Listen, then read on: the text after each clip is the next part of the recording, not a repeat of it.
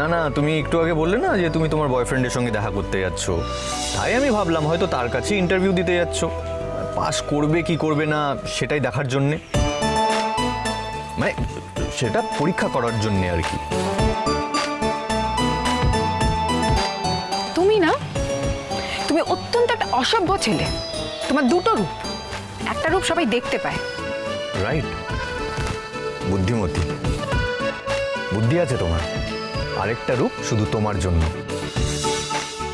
তবে এই রূপটা সবাই দেখতে পেলে কি ভালো হবে? সবার কি সব কিছু দেখা উচিত? তুমি কি চাইছো পরিষ্কার করে বলো। আপাতত তোমাকে আমার এই গাড়ি করে তোমার ইন্টারভিউয়ের জায়গায় পৌঁছে দিতে চাইছি। দেখো, ইটস অলরেডি লেট। 12টা তোমার ইন্টারভিউ, 11:35 বাজে, বেশি সময় নেই কিন্তু। তুমি যেখানে যাবে সেই জায়গাটা কিন্তু এখান থেকে বেশ দূরে, বাসে ট্রামে যেতে পারবে না। আর বাস নিশ্চয়ই মিস করেছো, তাই না? তার জন্যই হাঁটা লাগিয়েছো। আর ক্যাবে করেও তুমি যাবে না নিশ্চয়ই, কারণ আমার মনে হয় এই মুহূর্তে তোমার কাছে পয়সা নেই। বাবা, তুমি তো দেখছি সব জানো। তুমি জানলে কি করে আমার 12টা থেকে ইন্টারভিউ? আরে খবর রাখতে হয়, যে যার খবর রাখতে চায় সে তার খবর রাখতেই পারে। এটার মধ্যে আবার অস্বাভাবিক কি আছে? না, ওঠো ওঠো, শুধু শুধু দেরি করো না, দেরি করলে কিন্তু একটা চাকরি মিস হয়ে যাবে। তাতে তোমার কি? তাছাড়া তোমার মা তো তোমায় বিদেশে পাঠাতে চান না। উনি বলেছেন যদি বিদেশে যেতেও হয় সেটা তোমার বিয়ের পরে। শোনো, তোমাকে না আমাদের সমস্ত কথার মধ্যে কথা বলতে হবে না। আরে সব কথায় কোথায় কথা বলছি, আমি কিছু কিছু সিলেক্টিভ কথায় কথা বলছি। চলো ওঠো, গাড়িতে আমি পৌঁছে দিচ্ছি। আমি তোমার সঙ্গে যাব না। শুধু শুধু পরীক্ষাটায় দেরি করবে, ডিসকোয়ালিফাই হয়ে যাবে কিন্তু। তোমার তাতে কি? না না, আমার কিছু না। তুমি একজন স্টুডেন্ট, এইটুকু তোমার জন্য দেখবো না? এখনো চাকরি বাকরি পাওনি, এত বিদ্যে মাথায় গজগজ করছে, তার কোনো অ্যাপ্লিকেশন নেই। একটা কথা জানো, বেশি দিন চাকরি না করলে কিন্তু কনফিডেন্স চলে যায়। তার জন্য তাড়াতাড়ি চাকরি পাওয়া উচিত। সব ব্যাপারে তোমাকে এত ওস্তাদি করতে হবে না। তোমার কথাবার্তাগুলো না খুব খারাপ, একটু ভালো করে কথাবার্তা বলতে শেখো। বড়দের সাথে কি করে কথা বলতে হয় তার ট্রেনিং নেই তোমার। তুমি এত ভালো বাড়ির মেয়ে, যেখানে স্যারের মতন একটা লোক তোমাদের বাড়িতে থাকেন, তোমার মা এত ভালো লোক, সেখানে তুমি এত বিগড়ে গেলে কি করে? তুমি চুপ করবে? না না, চুপ কেন করব? তুমি যতক্ষণ তোমার ফর্মা দেখাবে, আমাকেও তো আমার ফর্মাটা দেখাতে হবে নাকি? চলো উঠে পড়ো। আমি যাব না। তুমি তোমার গাড়ি নিয়ে তোমার কাজের জায়গায় যাও। হ্যাঁ, আমি তো তোমার কাছেই আসছিলাম। মানে? তোমাদের বাড়িই যাচ্ছিলাম। না, জানতাম তোমার আজকে ইন্টারভিউ আছে, তাই ভাবলাম আমার যখন কাজ শেষই হয়ে যাচ্ছে, স্যার আজকে তার নিজের বাড়িতে যাবেন, স্যারের কিছু একটা পুজো টুজো আছে, আমাকেও স্যার যেতে বলেছেন, তাই ভাবলাম তোমাকে একবারে ইন্টারভিউটা দিয়ে নিয়েই একবারে ও বাড়িতে নিয়ে ঢুকবো। তুমি এমনভাবে কথা বলো না। কি মনে হয় খুব কাছের কেউ? ইডিয়েট। তুমি আমায় ইডিয়েট বললে? না না, দেখো আমি কিন্তু ইডিয়েট না, আমি সব কথা বুঝতে পারছি। তাহলে আমি ইডিয়েট হই কি করে বলো? সব কথা যখন বুঝতে পারছি তাহলে আমি ইডিয়েট হই কি করে? তোমার থটস যখন আমি পড়তে পারছি। বাচাল কোথাকার। এই, আমি বাচাল? আমি যদি বাচাল হই তাহলে তুমি কি? এই শোনো শোনো, আমার না একটা রেসপন্সিবিলিটি আছে। আমি আমার স্যারকে, আই মিন তোমার নতুন কাকুকে কথা দিয়েছি, আমি তোমাকে তোমার ইন্টারভিউয়ের জায়গায় সময় মতো পৌঁছে দেব। নতুন কাকু বলেছে তোমাকে? না, ঠিক বলেননি, উনি আমায় ইনভাইট করেছিলেন। আমি তখন জিজ্ঞেস করলাম যে আর কে কে যাচ্ছে, তখন তোমার নতুন কাকু আমায় ইনফরমেশন দিলেন, আমি তাতেই জানতে পারলাম। তখন আমি বললাম যে আমি তাহলে ওকে পৌঁছে দিতে পারি। তখন তোমার নতুন কাকু বললেন যে তাহলে তো ভালোই হয়, আমি আজ নেই, তাই আমাকে আসতেই হয়েছে। পরীক্ষা দিয়ে একেবারে ও তো আসবেই, তুমি ওকে নিয়ে চলে এসো। আমি কার কথা অমান্য করব বলো? স্যারের কথা অমান্য করতে পারি? তাই চলে এসেছি। আমারও একটু দেরি হয়েছে, দেখলাম তুমি তো রাস্তায়, তা না হলে তোমাকে ফোন টোন করে যোগাযোগ করতে হতো। আজকে আমার নতুন কাকুর সঙ্গে দেখা হবে তো? দেখা হলে আমি জিজ্ঞেস করব যে আমার সঙ্গে কথা না বলে নতুন কাকু এরকম একটা ব্যবস্থা কেন করলো। মানে তোমার নতুন কাকু আমার মতন ছেলেকে খুব ভরসা করেন, এটা বুঝতে পারো না তুমি? উনি মনে করেন আমার মতন একটা ছেলের হাতে তোমার দায়িত্ব নিশ্চিন্তে দেওয়া যায়। কি? কি মানে? আরে ইন্টারভিউ দিতে যাওয়ার জন্য আর বড় দায়িত্ব নেওয়ার কথা বলেননি। আর বড় দায়িত্বটা আবার কি? আরে তুমি বড় দায়িত্ব মানে বুঝতে পারছো না, মানে সারা জীবনের দায়িত্ব। সেটা কিন্তু উনি আমায় একবার বলেননি, তবে মনে হয় বলবেন। তুমি না ছেঁড়া কাঁথায় শুয়ে লাখ টাকার স্বপ্ন দেখছো, বুঝতে পেরেছো? ও,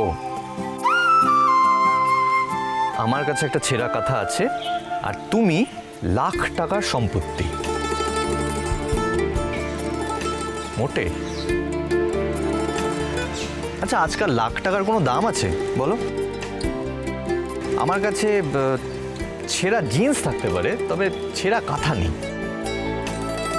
আর তার থেকেও বড় কথা হলো, লাখ টাকার সম্পত্তি তুমি নয়, তার থেকেও বেশি দামি তুমি। নিজেকে এত কম দামি প্রজেক্ট করো না, তাহলে কিন্তু কেউ আসবে না। তুমি অত্যন্ত একটা অসভ্য লোক, কিন্তু সেটা দেখলে তোমাকে বোঝা যায় না। তুমি বুঝেছো তো? যে যাকে বোঝার সে বুঝলেই হলো। এই তুমি কি আমার সঙ্গে তামাশা করছো? আমার তামাশায় যে রেগে যায় তাকে খেপাতে আমার খুব ভালো লাগে। যাকে সময় নষ্ট করে লাভ নেই, তুমি তাড়াতাড়ি চলে এসো, গাড়িতে উঠে পড়ো। কাম কাম কাম প্লিজ।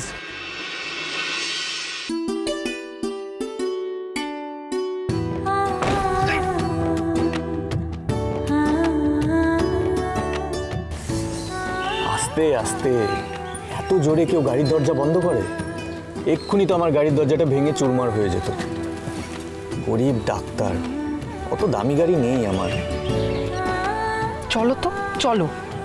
বাবা, আপনি তো এমন ভাব করছেন যেন আমি আপনার driver. I am not your driver darling, আমি তোমার। কি? তুমি আমার কি? থেমে গেলে কেন? বলো তুমি আমার কি? বলা যাবে? রিস্ক নেই তো কোনো? সেটা বলার উপর নির্ভর করছে। আমি তোমার ফিয়ান্সে, ব্র্যাকেটে হতে চাই। হতে পারি? আরে চুপ করে গেলে কেন? কিছু তো বলবে। একটা পোস্টের জন্য অ্যাপিল করলাম, বাতিল নাকি চাকরিটা আমার হবে, সেই নিশ্চয়তাটুকু দাও। বাতিল, বাতিল, বাতিল, একদম বাতিল। আমার তো একটা ছেলের সঙ্গে না আমার কথা বলতে ইচ্ছে করে না। শিওর? Yes, 100 Times. যা তেরি, যাও বা একটা চান্স পেলাম, সেটাও খারিজ হয়ে গেল। রাস্তাঘাটে মেয়ে দেখলে এরকম করে উৎপাত করো নাকি তুমি?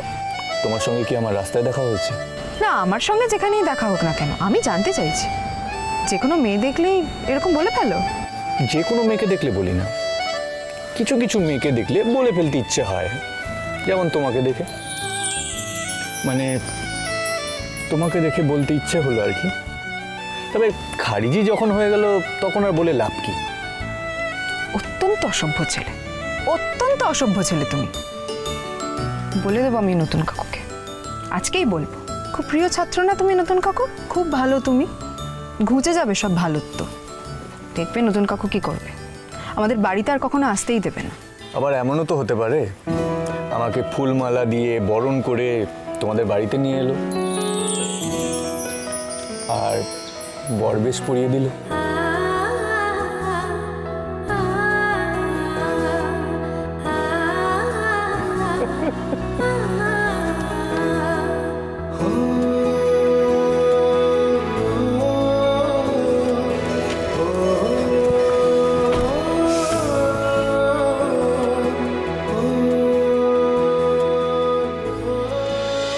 বলছি অনন্যাদি, আমি সিন্নিটা মাখবো? হ্যাঁ। না বাপু, তোমার হাতে সিন্নি আমরা খাবো না। কেন, আমার অপরাধ? আবার জিজ্ঞেস করছো অপরাধটা কি? তোমার যে চরিত্রের ছিঁড়ি দেখছি, ওই তোমার হাতের মাখা সিন্নি খেলে না যেটুকু পুণ্যি আছে সেটুকু আর থাকবে না। কি হয়েছে? আরে এরকম একটা বয়স্কা মেয়েকে বিয়ে করেছিস, তার তিনটে ছেলে মেয়ে, এত বড় বড় দুটো ছেলে, তুই কি পাবি বলতো? যেখানে আমার স্ত্রীকে অপমান করা হবে সেখানে আমি নেই। চিরসখা হে